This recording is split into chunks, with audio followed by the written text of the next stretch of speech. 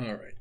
Hi, and welcome back to Blender Generate Modifier video again. We are going to go and do the screw. All right. That's cool. All right.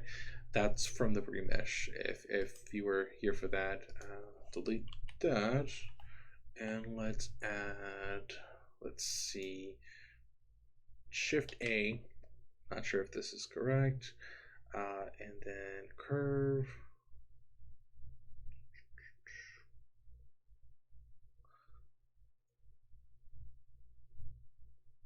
Just a circle right here. Leave that there, and then we're going to add a screw modifier. So lathe around the screw, lathe around an axis, treating the input mesh as a profile. All right. So that is our profile.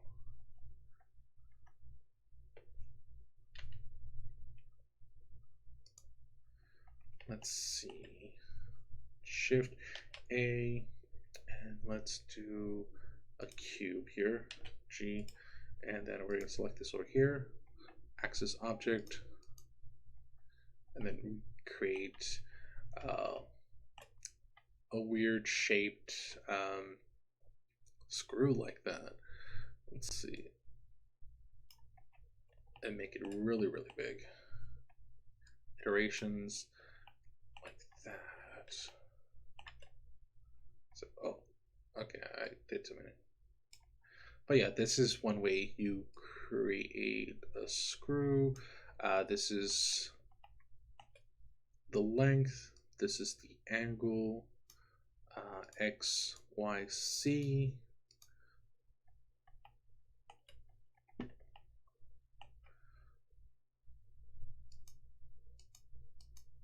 Compression and decompression here. Viewport. Oh, that is dope. Okay. Render. I guess just makes it pretty or something.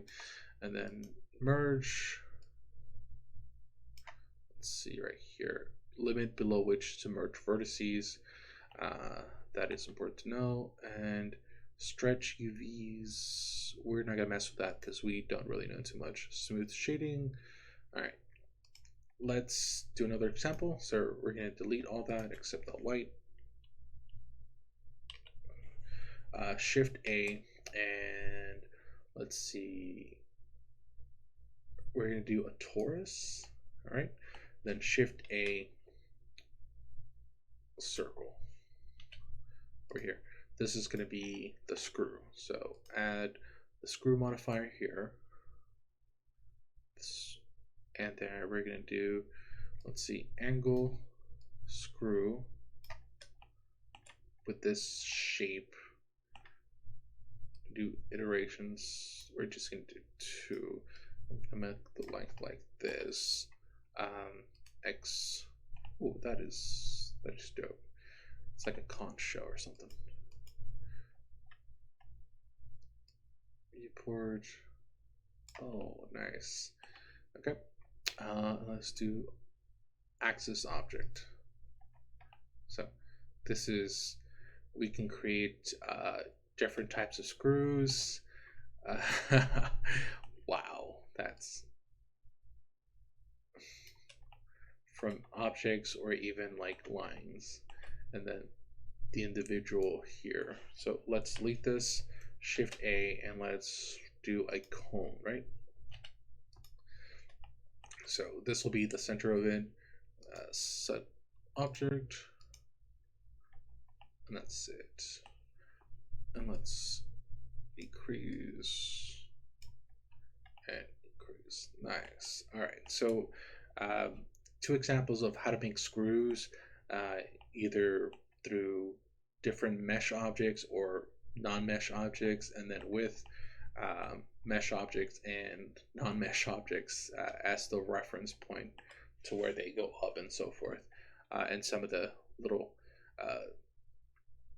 fields here that we can use to manipulate things. All right, thanks for listening, and till next time, hope this helps.